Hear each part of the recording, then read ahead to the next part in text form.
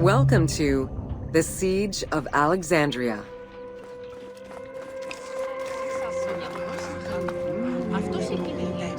Among the collection of writings attributed to Julius Caesar are his descriptions of the Siege of Alexandria, the Gallic Wars, and the commentaries on the Civil War. These archives contain information on different campaigns, the Wars of Alexandria, Africa, and Spain. Each of them recounts Caesar's military activity from 58 BCE to 45 BCE. Though Caesar's documents remain a main source of information, it's important to note that the perspective is limited. It is necessary for other historical documents to be taken into consideration to provide a better understanding of events.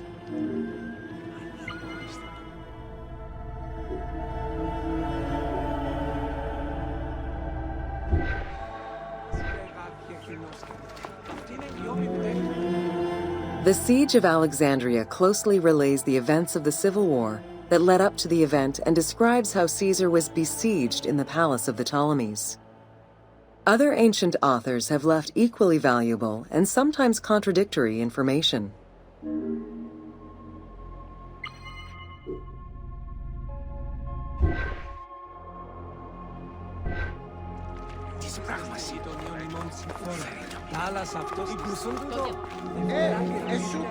In the events leading up to the Siege of Alexandria, Cleopatra VII and her brother were fighting over control of Egypt. Young King Ptolemy XIII's regent, Pothinus, had firm control over the young pharaoh, and an outmaneuvered Cleopatra soon went into hiding. This set the stage for Pompey's arrival in Alexandria. Having lost his battle against Caesar in 48 BCE, the Roman general turned to his allies, the Egyptians, for safe harbor. But on the advice of Pothinus, Ptolemy XIII had Pompey assassinated in the hopes of earning Caesar's favor. This would turn out to be a most unfortunate decision.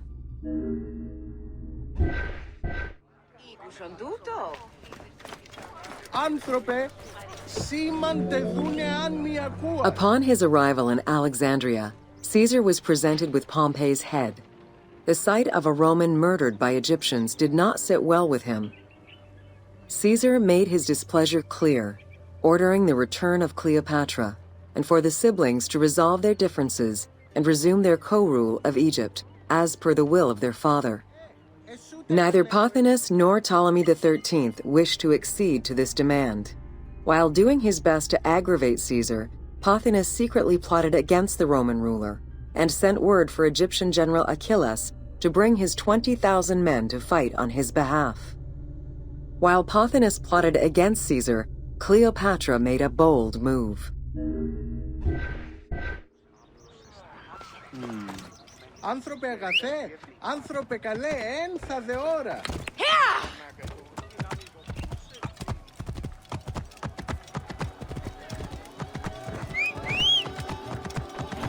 Λάξ, σι ελάβνη χρύο γυρνέστε.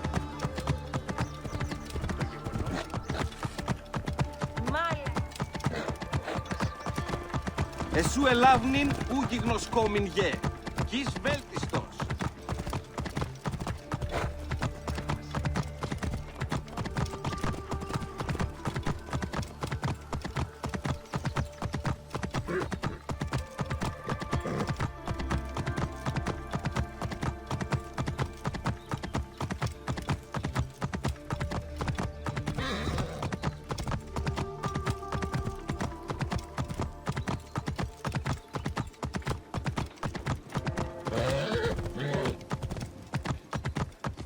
Whoa.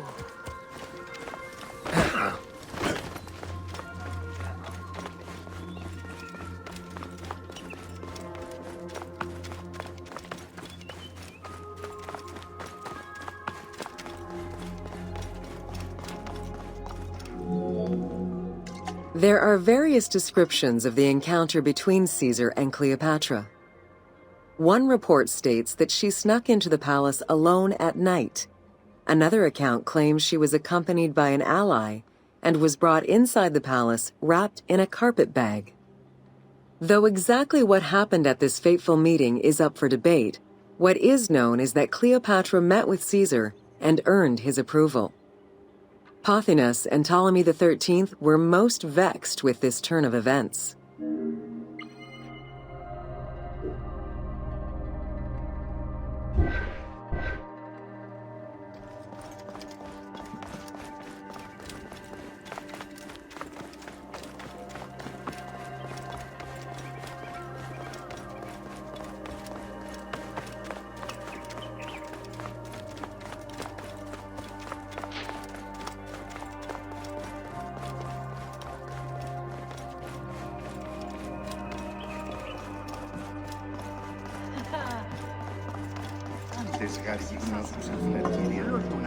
With Cleopatra finally present, Caesar chose to act as mediator between the siblings in the hopes of a peaceful resolution. It did not take long for things to sour. During a banquet given to celebrate the reconciliation, there was an assassination attempt on Caesar. It was the Roman leader's own barber who thwarted the attack. Once it was revealed that the king's regent, Pothinus, had ordered the attack, Caesar had him executed. He then placed the young king under guard.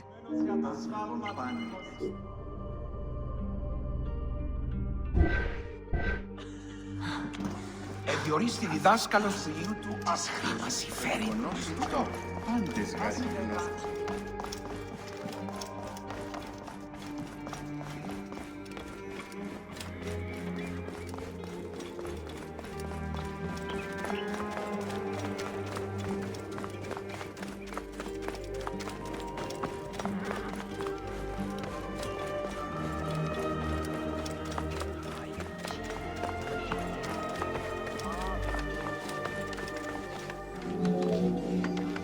Caught within the palace with roughly 4,000 troops, and with the knowledge that the arrival of enemy forces was imminent, Caesar sent for help from Syria, Rhodes, and Cilicia. He ordered his men to dig a ditch around the palace and build a wall leading to the harbor. This would ensure Caesar's access to the sea. When Egyptian General Achillas arrived in the city with 20,000 men, the battle for Alexandria began.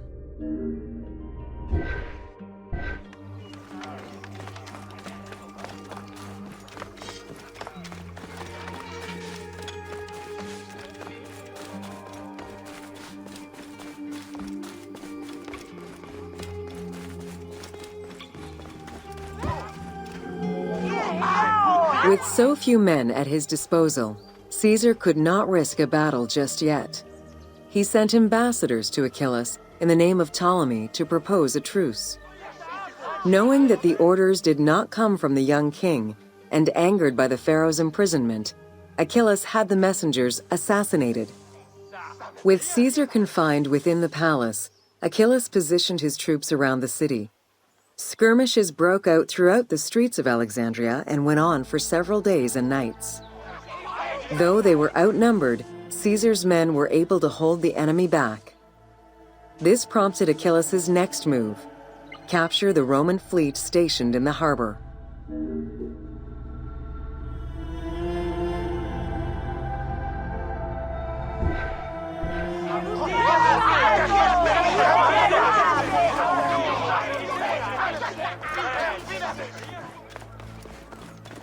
Ο Διαμελίας, ούγαρε λάφνη γιγνώσκης, την άμαξαν δίνε του αποφέρει.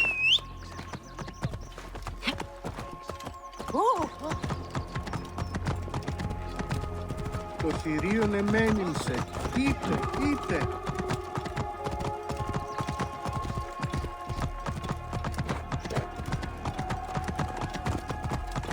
Πού χέστηκε ο θαλμής σου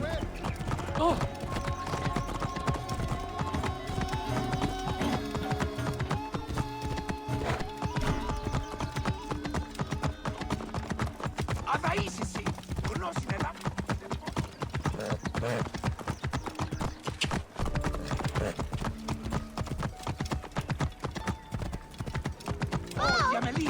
Ούγαρε λαύλη γεγνώσκες, την άμαξαν δει, του αποφέρει. Although the palace offered protection, losing the port meant the end of help and supplies. Caesar knew he had to protect the fleet. While he and his troops succeeded in regaining control of the port, he knew it would be impossible to sustain. Caesar ordered the burning of the ships. With passage back to the palace closed off, he headed for the lighthouse of Alexandria.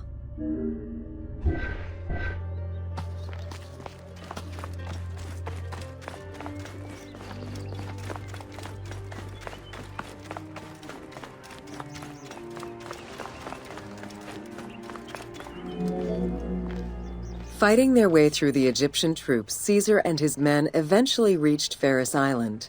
There, they took refuge within the lighthouse. With easy access to the open sea, Caesar was able to send messages to his allies requesting reinforcements and more supplies.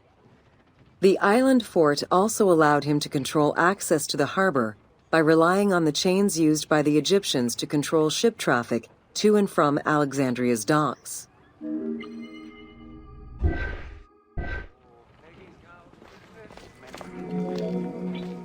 The exact chronology of events during the war in Alexandria remain imprecise. Conflicting accounts raise questions as to when, and even if, the Great Library of Alexandria was burned down at all. One account states that during the fighting, docks and warehouses were burned, and this was the fire that spread to the library. In another account, when Achilles cut off the harbor, Caesar had to leave the safety of the palace to defend his ships. As the enemies battled across the port, their arsenals set ships ablaze, and this destruction spread to the library.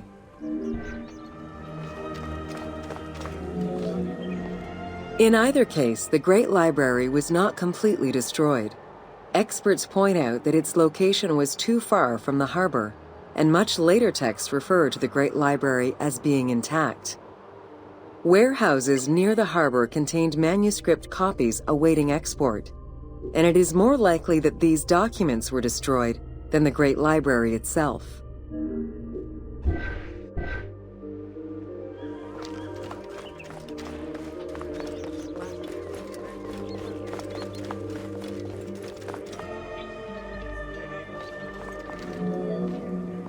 The destruction of the Great Library may have been due to a number of fires over the ages. Its end was probably closer to the 4th century CE, when the Christian Emperor Theodosius I ordered the closure of all pagan temples. While some documents survived after being moved away, it remains unclear just what knowledge may have been lost.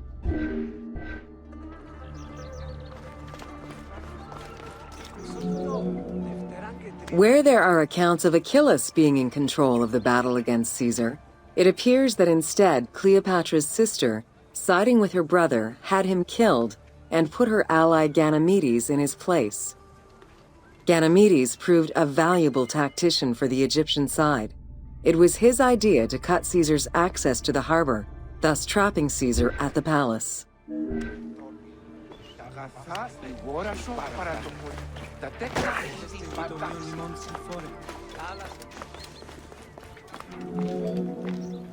During the time of Ptolemy I, canals had been dug throughout Alexandria to provide fresh water. Ganymedes had his men take control of these canals. After isolating their own water supply, he had his men pour salt water into the canals and cisterns that led to Caesar's camp.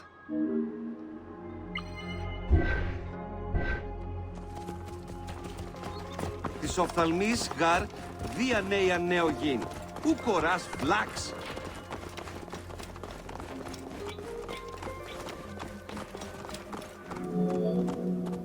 Panic erupted in Caesar's men. They wouldn't last long without fresh water. Recognizing that the porous limestone could help them, Caesar and his men dug wells to restore their water supply. Days later, the 37th Legion, comprised of Pompey's soldiers, arrived by ship. Unable to come ashore due to the winds, Caesar risked going out to meet them on the peninsula, Cape Chersonese. When the enemy learned Caesar's location, they rushed to intercept. Despite an obvious advantage for the Alexandrians, Caesar, with a Rhodian ship full of skillful sailors, emerged victorious. Παύλε, αμελή άνθρωπε, πού κοράν δύνασε.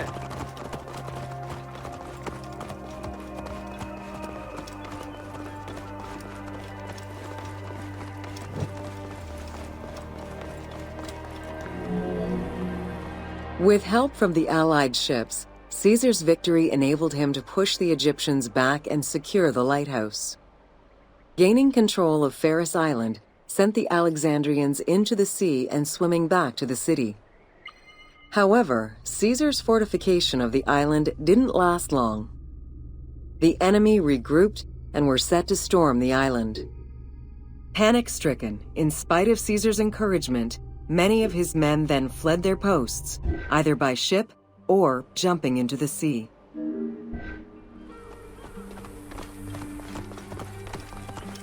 Οφθαλμού σου κατέχει.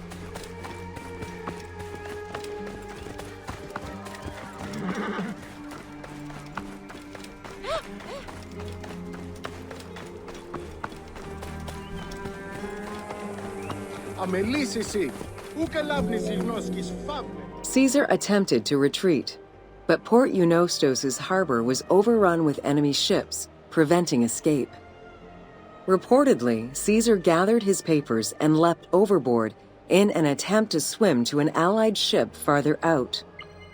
Historian Cassius Dio claimed that Caesar would have drowned if he hadn't been able to remove his purple garment. Still, he managed to swim the distance and survive. The Alexandrians recovered the cloak and used it as a trophy to commemorate the Roman debacle.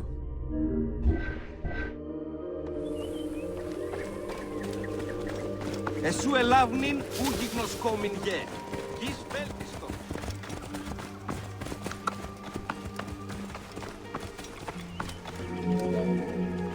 Unhappy with Ganymedes and wanting their king restored, the Alexandrians approached Caesar with a compromise. Caesar agreed to release Ptolemy XIII after entreating him to spare the kingdom and remain loyal to Rome. Once freed, however, the king defied the agreement and continued the war.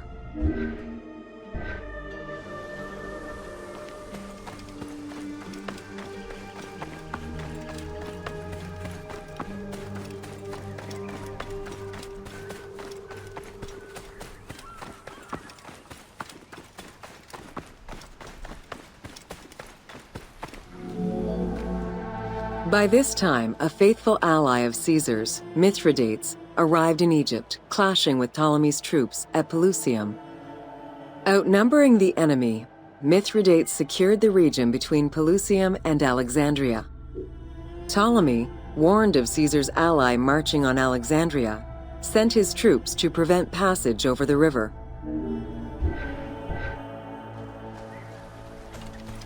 Ου κόπαπας παρά του ιδίου, εις οφθαλμόν ίδιο κατασχέσεις.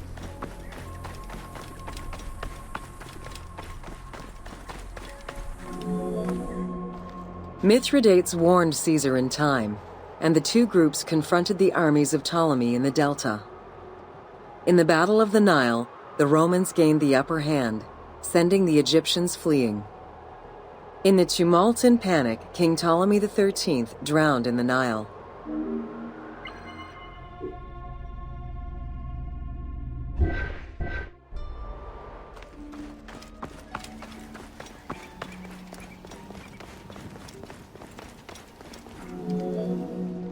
After the siege ended, Cleopatra VII married her younger brother, Ptolemy XIV, enabling her to reign over Egypt until 30 BCE. Under her rule, Alexandria settled into its position within the Roman Empire and eventually surpassed Athens as one of the most important cities in the Roman Empire. Julius Caesar remained in Egypt for a short time. He and Cleopatra would later have a son named Caesarion.